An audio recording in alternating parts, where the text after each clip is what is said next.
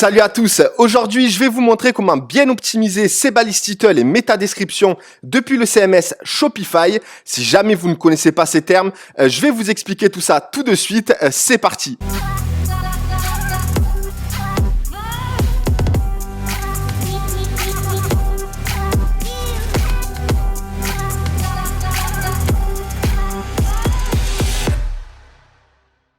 C'est parti, pour que tu comprennes rapidement de quoi ça parle, la balise title correspond au titre le plus important de ta page. C'est dans celui-ci que tu vas intégrer les principaux mots-clés et il va falloir bien le faire, donc j'en parle un peu plus tard dans la vidéo. Et en ce qui concerne la balise métadescription, celle-ci n'a aucun impact sur le positionnement de ta page dans les moteurs de recherche. Par contre, elle est très importante pour inciter au maximum les utilisateurs à entrer sur la page de ton site plutôt que celle du voisin. Bien évidemment, à partir d'une requête qu'aura tapée ou effectuée l'internaute sur un moteur de recherche tel que Google. Bien évidemment, dans cette vidéo, je vais vraiment me concentrer sur Google, tout simplement parce que c'est le moteur de recherche le plus utilisé, que ce soit en France, en Europe ou encore dans le monde, même s'il ne faut pas négliger, attention, les autres moteurs de recherche, car ça peut vous apporter toujours du trafic en plus. Donc maintenant, on va voir ensemble comment ça se présente visuellement dans les moteurs de recherche, donc autrement dit les balises title et métadescription. On va voir ensuite comment ça se passe dans le code source de la page pour que vous puissiez un peu visualiser comment ça se passe dans la machine. Et enfin, je vous expliquerai bien évidemment comment intégrer les balises title et métadescription dans chaque page de votre boutique Shopify, que ce soit les fiches produits, les pages standards ou encore sur la home page, autrement dit la page d'accueil de votre boutique. Et enfin, je vous expliquerai comment bien optimiser ces balises sur vos pages Shopify. Donc c'est parti, il y a du boulot. Donc on va aller, là on est sur la boutique de démo Umineo, donc on va se rendre dans un article de blog de Mineo qui est bien évidemment à titre d'exemple. Je n'ai pas optimisé que ce soit le copywriting, les balises title, etc. De cette page. Je vais juste vous montrer comment s'affichent ces balises dans le moteur de recherche. Donc je vais faire une petite manipulation. Donc je vais taper site de points. Voilà, donc on a séance 3. Alors écoutez-moi bien ici par rapport au CMS Shopify. Séance 3, c'est le titre que j'ai indiqué dans la page du blog. Donc je vais m'y rendre rapidement pour que vous puissiez vraiment visualiser et comprendre de votre côté. C'est vraiment l'objectif de cette vidéo. Donc, déjà, le titre, ça n'a rien à voir avec la balise title de votre page. Donc, le titre, c'est le H1 de votre page qui est dans le corps de votre page. Donc, vous allez en bas, Search Engine Listing Preview. Donc, vous avez Edit Website SEO. Donc, le titre et la métadescription, c'est ici. Donc, j'ai intégré séance 3, en fait, qui a été repris automatiquement du titre que j'ai indiqué en haut parce que Shopify, lorsque vous ne précisez pas les balises title et métadescription, ça s'intègre automatiquement. Donc, ici, séance 3. Et enfin, qu'est-ce que le lorem ipsum, etc. Donc, voilà, c'est ce qu'indique Shopify par défaut. Donc, il reprend un bout de contenu de la page, tout simplement. Donc, vous avez ici donc juste séance 3 et vous allez me dire pourquoi il y a Fastlane Demo Umineo Store. Parce que dans Shopify et comme dans beaucoup d'autres CMS, notamment par exemple Amazon, j'avais tapé une requête tout à l'heure pour vous donner des exemples au fur et à mesure de la vidéo pour que vous puissiez vraiment comprendre tout ce qui tourne autour de ces balises-là. Donc, j'avais mis moule pancake. Donc voilà, par exemple, -amazon.fr, tout simplement parce que le CMS vous propose d'indiquer le nom de votre boutique ou encore le nom de votre marque dans un encart qui est dans Shopify et de cette façon, il s'affiche dans tous les titres de votre page et ainsi le nom de vos boutiques apparaîtra tout le temps dans le titre de votre page. Donc, par exemple, pour ce faire, il faut aller dans Settings, ensuite dans Général, et enfin, dans Store Name, ici, j'ai indiqué Fastlane Demo Umineo Store, vraiment à titre d'exemple. Là, j'aurais pu très bien indiquer juste Umineo. Par contre, toutes les données là, elles sont fausses, hein, donc au cas où. Donc, on a séance 3, donc le title, ensuite le nom que vous avez indiqué dans les General Settings de votre boutique. Donc, je vous recommande uniquement de mettre un seul mot qui est le nom de votre boutique pour que ça ne prenne pas trop de place dans le titre que vous avez optimisé de votre page. Donc voilà, on a ces deux morceaux. Ensuite, vous avez l'URL, bien évidemment. Et enfin, vous avez la description qu'a intégré automatiquement Shopify. Sachez également que Google, s'il considère à ses yeux que votre contenu, ou du moins la métadescription que vous avez indiquée dans votre page n'est pas en corrélation, n'est pas cohérent par rapport au contenu que vous proposez sur votre page, par rapport au titre, etc., il se peut qu'il prenne un morceau de contenu qu'il intègre au lieu de la métadescription que vous avez indiquée vous-même. Donc, faites en sorte dans la métadescription de reprendre les mots-clés les principaux et d'intégrer, en fait, je vais vous expliquer tout ça un peu plus tard, donc ça sert à rien que j'explique tout de suite. En tout cas, sachez qu'il y a 3 morceaux. Le titre, la balise title, l'URL et enfin la méta description. Donc voilà en ce qui concerne cette page. Donc par exemple, en tapant la requête tout à l'heure de moule pancake, par exemple, donc title, URL, là c'est les snippets, donc ça automatiquement dans Shopify, notamment avec le thème, il y a tout ça qui s'affiche si jamais vous rankez sur une fiche produit ou sur une page de vente avec Fastlane Funnel, notamment pour les SEO. Donc je vous expliquerai dans une autre vidéo vraiment l'intérêt de Fastlane Funnel. Moi je l'utilise énormément. Et ensuite vous avez la méta description. Pareil pour les autres requêtes, etc. Donc voilà, ça c'est en ce qui concerne comment ça s'affiche sur les moteurs de recherche. Donc je pense que c'est clair pour vous. Ensuite, dans le code source, comment ça se passe concrètement? En fait, les données, les balises, title et métadescription sont intégrées dans le head de la page et non dans le core. Donc si vous connaissez un peu le code source d'une page, donc on va aller tout de suite dessus. Donc on a donc title, donc séance 3, donc c'est le titre que j'ai intégré depuis l'article, et enfin le reste du titre, et ensuite la méta description où il y a le test qui a été intégré par défaut par Shopify. Voilà, donc ça s'intègre dans le head. Et il y a bien évidemment d'autres paramètres à intégrer dans le head, et certainement j'effectuerai d'autres vidéos à ce sujet s'il y a des choses à faire, notamment sur le rel canonical, parce que c'est vrai qu'il n'y a pas tout le monde encore qui comprend les canonicals qui mettent automatiquement Shopify de l'autre côté, notamment sur les fiches produits. Donc certainement je ferai un rappel sur une autre vidéo à ce sujet. En tout cas, sachez que ces 2 balises sont intégrées dans le head et qui sont destinées au moteur de recherche. Alors, voilà donc en ce qui concerne le code source. Donc déjà, de votre côté, vous savez maintenant ce que c'est les balises title, les métadescriptions, comment ça se passe dans le code source, à quoi elles servent, et surtout, comment aller changer, par exemple, le store name, le mot qui s'intègre à la fin du titre. Donc, en ce qui concerne les métadescriptions et les balises title dans toutes les pages de votre boutique Shopify, que ce soit la fiche produit, les pages, les articles de blog, ça se passe toujours de la même façon. Vous avez un éditeur, vous avez title qui est le H1, autrement dit le titre, le second titre le plus important de votre page et qu'il ne faut pas répéter à l'identique que le titre que vous allez intégrer en bas. Et ensuite, edit website SEO, toujours donc title, balise title et balise méta description. Et enfin, vous pouvez personnaliser l'URL. Par exemple, ici, j'ai mis Ménopad Abdo Femme. Vous pouvez le personnaliser et l'optimiser un peu plus, même si, voilà, ça peut impacter, pas impacter. Voilà, il y a pas mal de sujets autour de ça, mais voilà, il vaut mieux optimiser un peu votre URL. Par exemple, si ça parle de pad abdominaux, vous pouvez très bien mettre pad abdo et jouer sur des co-occurrences ou des mots-clés qui tournent autour du principal pour que l'internaute, dès qu'il arrive sur le moteur de recherche à partir d'une requête, puisse comprendre le contenu de votre page. Encore une fois, Google, lui, son but, c'est de proposer du bon contenu à l'internaute. Surtout, ne négligez pas tout cela. Donc, je vais l'expliquer juste après. Donc, maintenant, en ce qui concerne l'optimisation de la balise title, je ne vais pas rentrer dans les détails non plus dans cette vidéo car on pourrait en parler pendant un bon moment et même un long moment, mais je vais vous citer quelques points importants à retenir pour son optimisation. Alors, tout d'abord, ne pas intégrer une suite de mots-clés. Surtout, ne faites pas ça. Là, par exemple, en plus, c'est un mauvais Amazon, c'est un mauvais exemple, même si il optimise directement moule pancake et ensuite Amazon.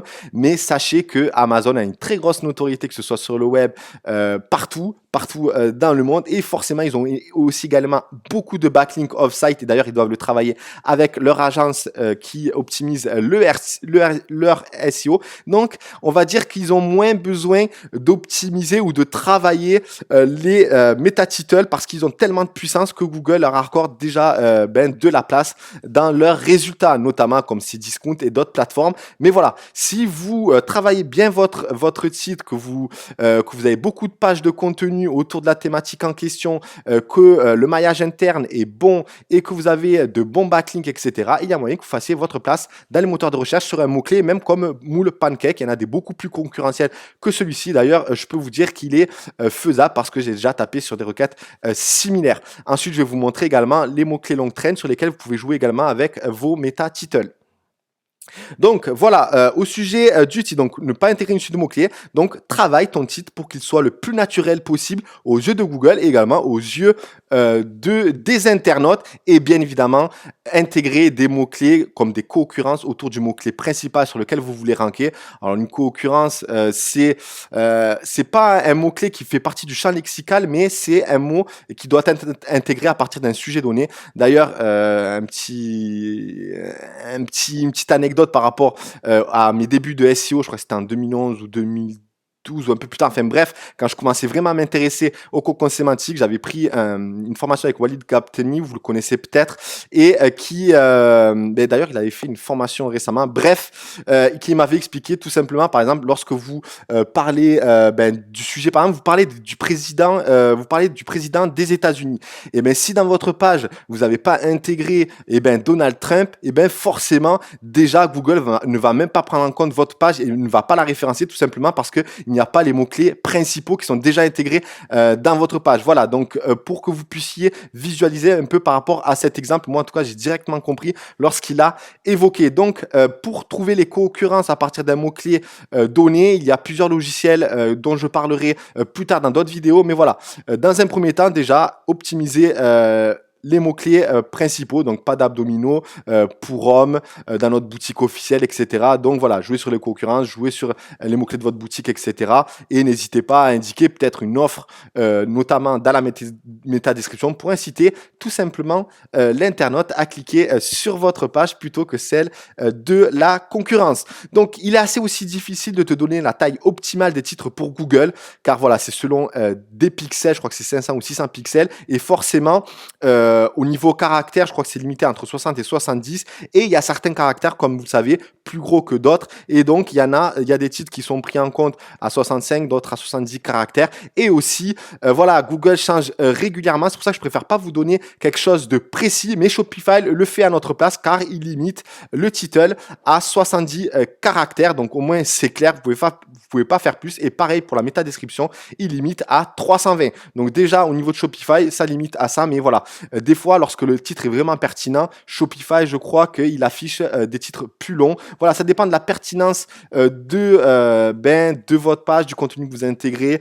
du titre que vous intégrez par rapport surtout à la requête de l'internaute, encore une fois, car c'est lui le plus important aux yeux de Google. Donc voilà, en ce qui concerne la limitation des caractères, ce qui est important à retenir, donc, c'est qu'il faut intégrer les mots-clés les plus importants en début de titre. Par exemple, si tu veux ranker sur moule pancake, et tu vas intégrer directement moule pancake. Après, tu peux rajouter s'il est fait en silicone, les couleurs qu'il a, le nom du brand, etc. Lui, Amazon, par exemple, a juste entré moule pancake. Mais par exemple, il y a moule pancake, achat, vente pas cher. Bon là, c'est un mot-clé quand même assez commercial, donc forcément, les titres sont vraiment optimisés et surtout, ils profitent de leur notoriété pour intégrer des mots-clés comme ça. Mais voilà, moule silicone pancake, moule à 3 blinis et pancake. Ça fait déjà, il est un peu plus naturel, ce titre. Et d'ailleurs, allez-y, je ne connais pas, mais peut-être qu'il a moins de notoriété, moins de backlink, par exemple Amazon, etc. Donc il doit travailler davantage et paraître plus naturel aux yeux de Google. Pareil ici, c'est à Bini. D'ailleurs, on voit que vous pouvez constater qu'avec juste moule pancake, on voit que les titres sont optimisés et ont des mots-clés intégrés à Blini, alors qu'il n'a rien à voir. Ça s'appelle certainement les co-occurrences ou les mots-clés qui tournent autour du mot-clé principal. C'est-à-dire que pour eux, lorsqu'on parle de Blini, c'est directement en corrélation avec le moule pancake. Donc forcément, lorsque vous l'intégrez dans le titre, vous pouvez ranker également sur cette requête. Bien évidemment, il y a le off-site, etc. Mais voilà, on peut voir que il y a moule, il y a Blini qu'on revoit régulièrement. Donc Blini, on voit poil, Blini pancake silicone. On le voit silicone régulièrement. Donc peut-être dans votre titre, seulement en regardant déjà les premiers résultats, vous pouvez mettre moule à pancake en silicone pour Blini ou etc. Voilà, vous pouvez jouer sur les mots mots-clés que déjà Google intègre dans fait référencer, les pages qui fait référencer. Donc déjà, vous pouvez jouer avec ça naturellement, sans logiciel. Et ensuite, bien évidemment, avec les logiciels, c'est beaucoup mieux, surtout lorsque vous attaquez beaucoup de pages et que vous voulez référencer beaucoup de pages. Donc voilà, c'est vrai que je tourne vraiment, j'essaie de vraiment de vous faire comprendre un peu l'importance de ces titres pour que vous puissiez ensuite de votre côté les travailler correctement. Déjà dans un premier temps, même si vous n'intéressez pas au SEO dans un premier temps, l'optimiser déjà des pages et ensuite peut-être taper sur la longue traîne juste avec la force sociale de Facebook. Des fois, vous arrivez à ranker et pourquoi pas récupérer du trafic naturel sur votre boutique. C'est toujours mieux et toujours bien d'ailleurs pour augmenter le chiffre d'affaires de celle-ci. Ensuite aussi, ce qui est important aussi à retenir, c'est que il faut que votre titre, on va dire que les mots-clés les plus importants en début de titre est de susciter aussi au maximum l'envie à l'utilisateur de cliquer sur le lien de ta page plutôt que celle du voisin. Fais attention à ce qui respecte le contenu qui est intégré dans ta page pour éviter à ce que celui-ci reparte aussitôt arrivé sur ta page. Pour donner un exemple, si par exemple tu parles d'un moule silicone à pancake et que lorsque tu cliques dessus et qu'il n'est pas en silicone, forcément, l'internaute va repartir directement. Donc, mets des informations qui sont en corrélation avec le contenu de ta page. C'est extrêmement important parce que si jamais Google voit que l'internaute clique chez toi et qu'il repart aussitôt, qu'il va voir la concurrence, forcément, il va dire que ton site n'est pas, ne vaut pas le coup d'être ranké aussi haut et donc forcément, tu vas perdre des positions. Donc, il faut vraiment que le titre et la métadescription soient en corrélation avec le contenu que tu proposes dans ton site pour que le client finalement le prospect ou le visiteur reste plus longtemps sur ton site et pour qu'il donne un bon indicateur ou un bon signal si tu préfères à Google. C'est très important. D'ailleurs, il y a le taux de rebond aussi qui reprend en compte, mais voilà, le taux de rebond, ça dépend si c'est un monoproduit ou si c'est une page de vente, une page de contenu où l'internaute a besoin d'un renseignement, il va sur votre page et après il repart dès qu'il a. Et surtout, s'il va pas visiter d'autres pages ou la concurrence, forcément, ça veut dire que vous avez directement répondu à sa requête et c'est une très bonne chose. Donc voilà, il y a plein de choses à comprendre avec tout ça, avec Google, même si voilà, c'est un peu technique, mais voilà, c'est pour vous ouvrir un peu à cette thématique également, à ce levier du moins. Ensuite, voilà donc en ce qui concerne le meta-title, je pense que j'ai dit le plus important. Après, bien évidemment, pour vraiment optimiser son titre en fonction d'un mot-clé, il faut taper sur des logiciels dédiés à tout ça. Il y en a plein, hein, mais il y en a un que je privilégie et surtout moi je sous-traite maintenant tout ce qui est copywriting, la mise en place des pages de contenu, etc.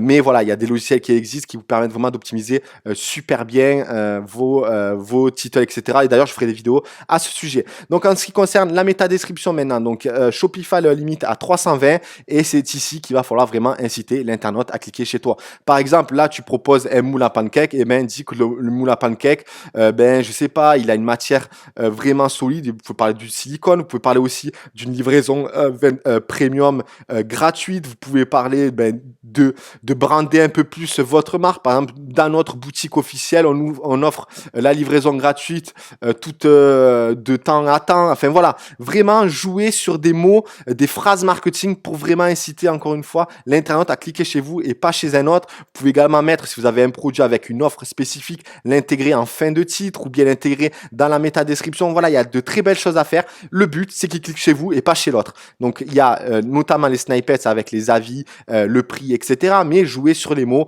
Voilà, d'ailleurs, Google AdWords le fait très bien. Il joue beaucoup sur les phrases marketing et vous pouvez également vous inspirer. Voilà, je cherchais le mot.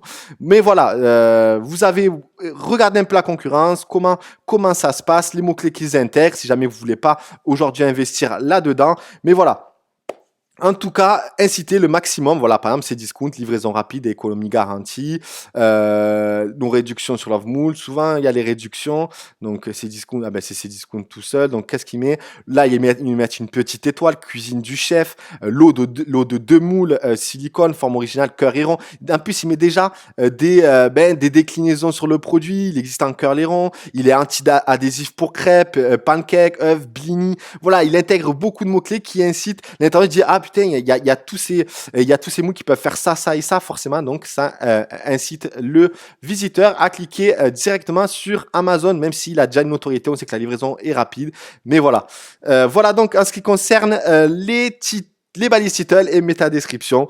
J'espère que ça a ouvert les yeux à certains qui ne connaissaient pas du tout ces balises-là, qu'il faut les optimiser, même si vous ne travaillez pas le SEO, car vous pouvez ranker sur des mots-clés longue trend. Par exemple, certes, ça va être plus compliqué à se référencer sur Moon Pancake, mais vous pouvez par exemple taper sur Silicon. Donc après, il y a des logiciels pour connaître tous les mots-clés, mais voilà.